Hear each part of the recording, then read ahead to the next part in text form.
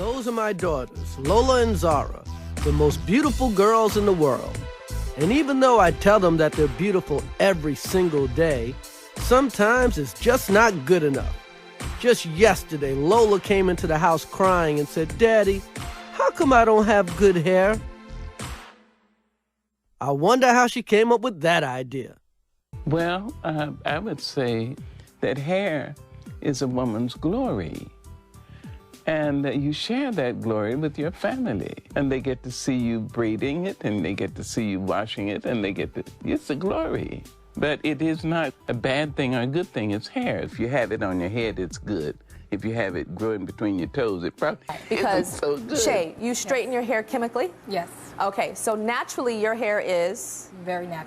Like how mine is right now. Like I braided my hair natural, so it's really kinky. Curly and coarse, yes. Okay, so but you straighten your hair. Yeah. So is that good hair to you, or is that nappy hair straightened?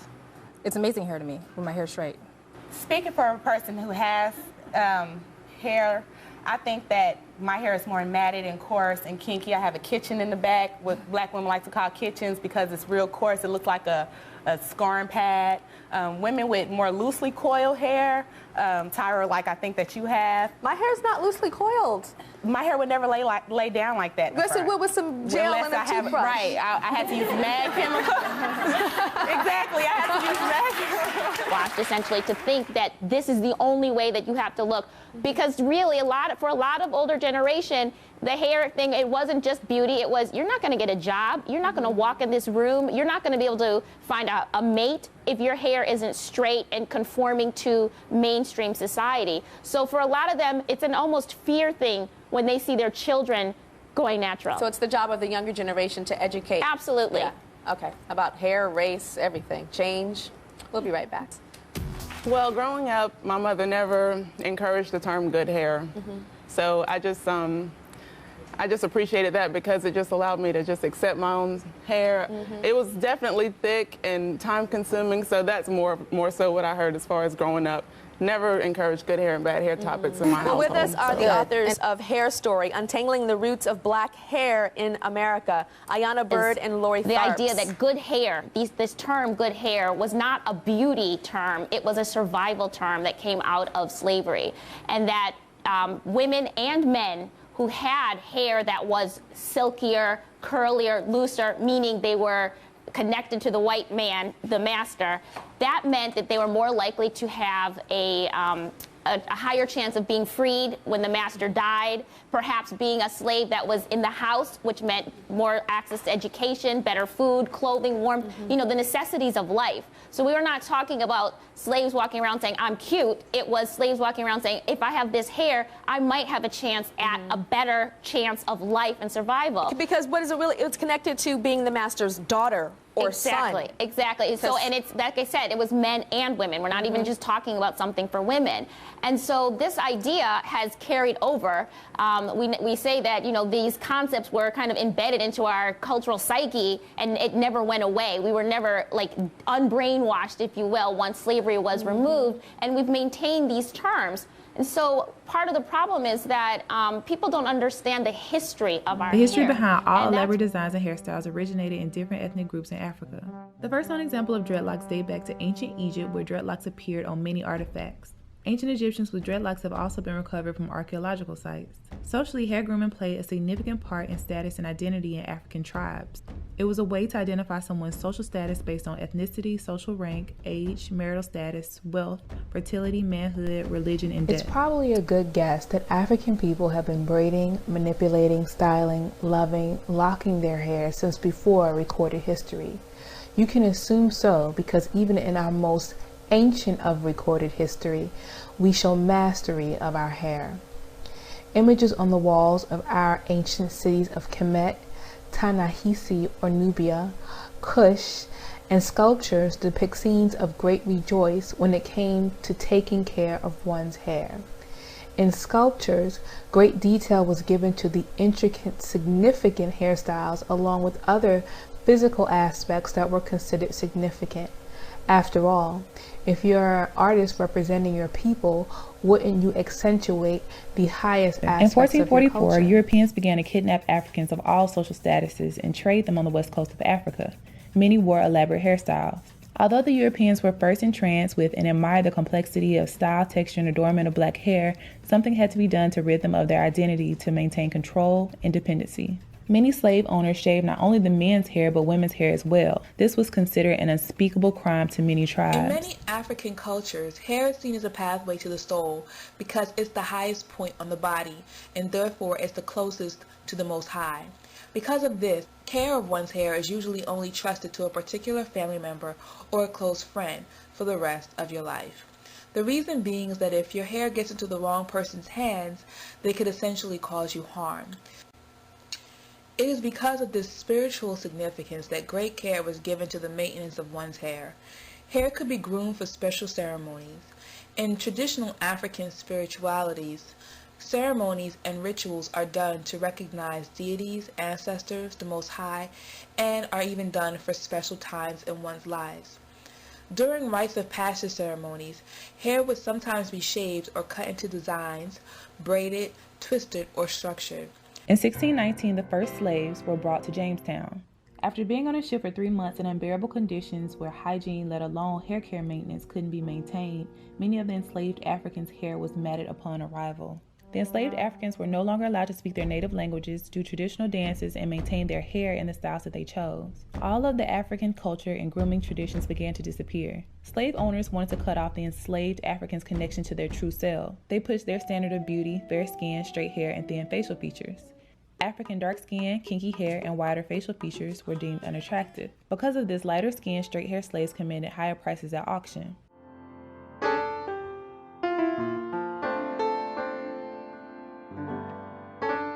Due to brainwashing and internalizing color consciousness, many blacks promoted the idea that dark skin and kinky hair were less attractive and worth less.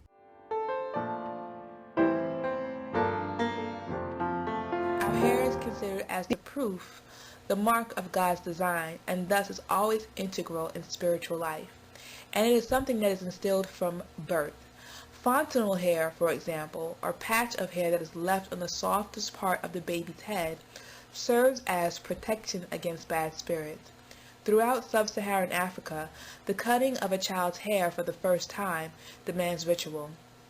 The baby's mother carefully keeps the cut hair in a basket, which is justified by the fear that hair, likened to the soul, may fall into the wrong hands. However, design isn't always singular. In many cases, it serves a dual purpose that straddles spirituality and ethnic identification. In many cases, hair would tell the onlooker information about what people you belong to, your stature in the community, and if you are unmarried or married. For instance, young Pule or Fulani girls wear very tight longitudinal braids going from forehead to nape, falling down the shoulders and the back, while transversal braids emerge from the side of the head. Adolescent Fulani girls have tight braids separated by symmetrical partings and a coiled tuft on either side of the head. Unmarried roll-off girls partially shave their heads while leaving a little tuft of hair on the top. In other instances, some warriors cut their hair off before going to battle to be left with their mothers or wives. Chiefs or elders in the community would usually cover their heads to signify their importance. So as you can tell, hair is an important identifier, not just to outside people, but also within the community. Ochre is used to color the hair as well as to protect one's style. The most recognizable people who use this are the Maasai. However, the Himba, Kavango, Banza, as well as other groups use this as a hair aid. Beads, shells, stones, gold, silver, shea butter, palm oil, butterfat, and vegetable fibers are some of the other things used as well. Vegetable fibers are used to extend the hair, and when we talk about this, it's important to know that hair extensions aren't a product of white colonial rule of Africa. Even the most ancient of our ancestors wore wigs and extensions. However, back in those days, the use of false hair was to obtain a different African hairstyle, because some of the styles defied even real hair capabilities. Before the advent of plastic hair you can buy from beauty supply stores, African people used human hair and vegetable fibers. Men would weave the hair of their wife into their own hair to create long flowing locks. Vegetable fibers were used to extend and wrap around the hair, as seen with the Himba people. False hair was used to extend the hair over structures and was used in addition to human hair to create the okuku wigs, as seen with these Benin queens. However, the one theme I have noticed hair extensions are used for is to create long, flowing, lock-like hairstyles like the Mbalantu of Namibia. Within the Asante culture, priests' hair was allowed to grow into long, matted locks called mpese. Priests or priestesses in anyone's culture are spiritual forces in their community. Again, the theme of hair connecting to the soul and the Most High is continued here. In Benin Yoruba religion, Ihiaga or dreadlocks signify you as a devotee of Olokun, the deity of water. However, being born with Ihiaga, or that special curl, requires a life as a priest or priestess. More manicured looks can be seen on the Maasai and Himba peoples. Less notable groups with locks are the Fang of Gabon, the Turkana, the Mende, the Pokot, and let's not forget the Africans in the diaspora.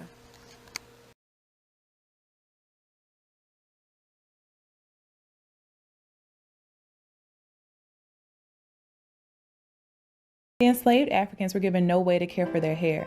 In the 1800s, without combs and the herbal treatments used in Africa, they were forced to use bacon grease, butter, kerosene, and sheep brushes to maintain their hair.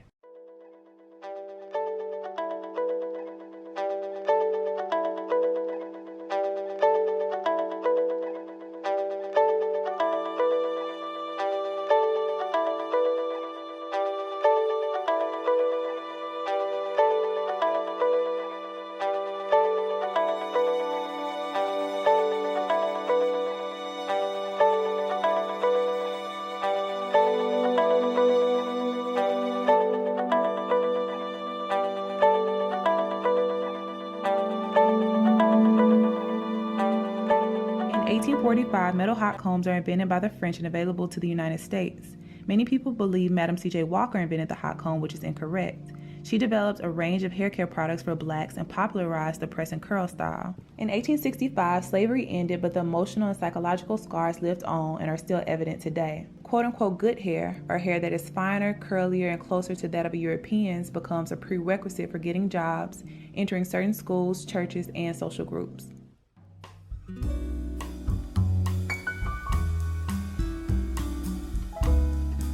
In the 1920s, Marcus Garvey, a black nationalist, urged his followers to embrace their natural hair and reclaim their African aesthetic.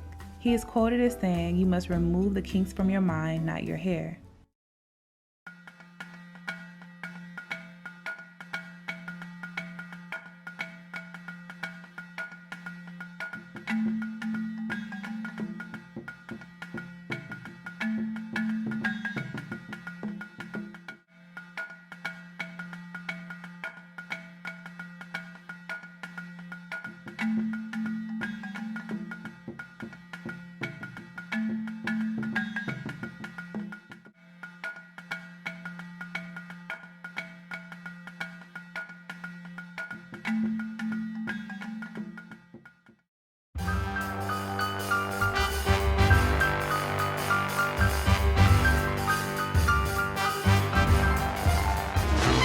In 1954, George E. Johnson launches a permanent hair straightener for men that can be applied at home. A women's chemical straightener quickly follows. In 1962, actress Cicely Tyson wears cornrows on the TV drama East Side, West Side. This was a big deal because braids weren't considered a finished look for an adult woman. Usually this style was only worn inside the home.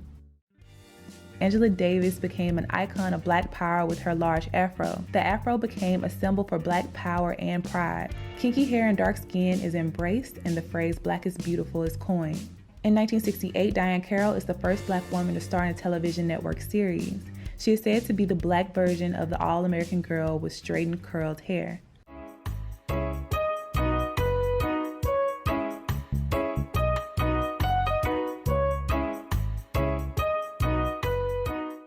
In 1971, Melba Tolliver is fired from the ABC affiliate in New York for wearing her hair in an afro. This caused a great deal of controversy. In 1977, the Jheri curl exploded on the black hair scene. It was deemed a curly perm for blacks, and the style lasted through the 1980s. In the 1990s, Essence magazine declares sisters love the weave, but natural styles and locks are starting to become more accepted as well.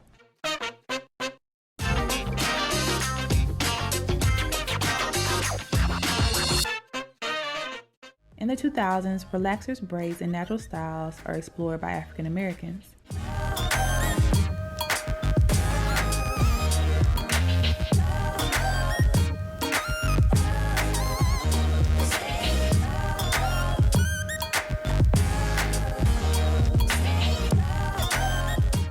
Around 2009, there is a surge in the number of women wearing their hair naturally. Many refer to this as the natural hair movement.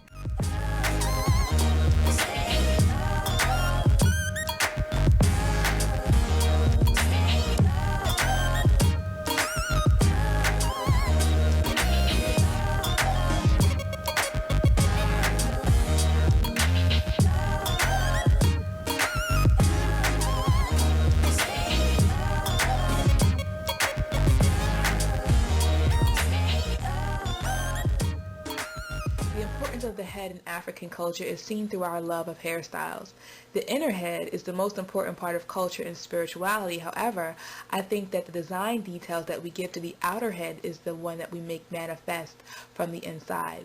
According to Yoruba theology, although the physical head is highly valued because of its social and biological importance as a site of perception, communication, and identity, it is regarded as no more than the outer shell for the inner head.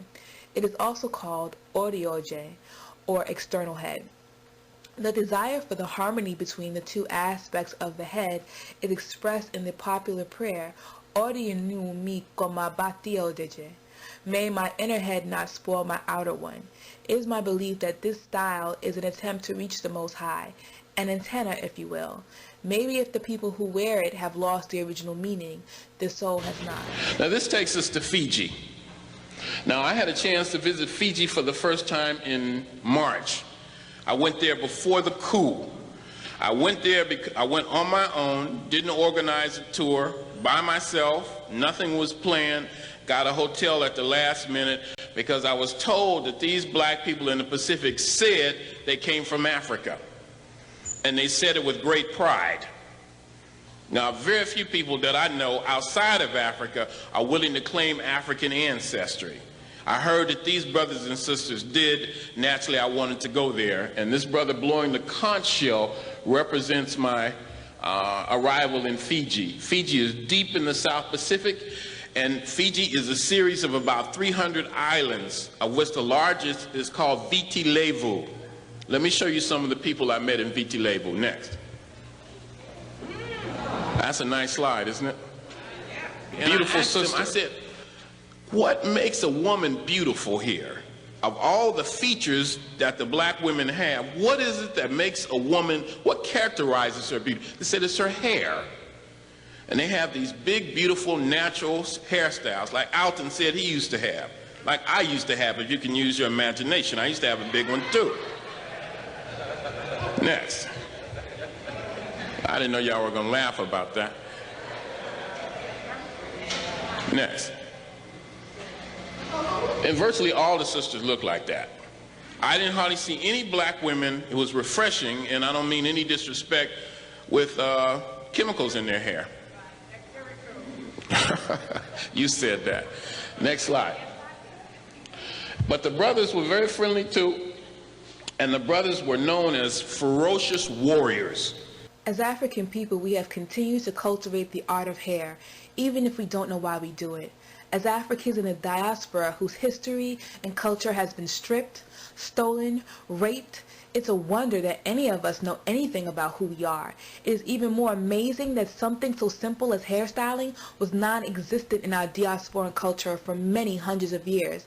But when given the freedom to explore identity through hair, we have continued a legacy, a history, a culture. It is my belief that we should never discredit hair in our culture as something insignificant.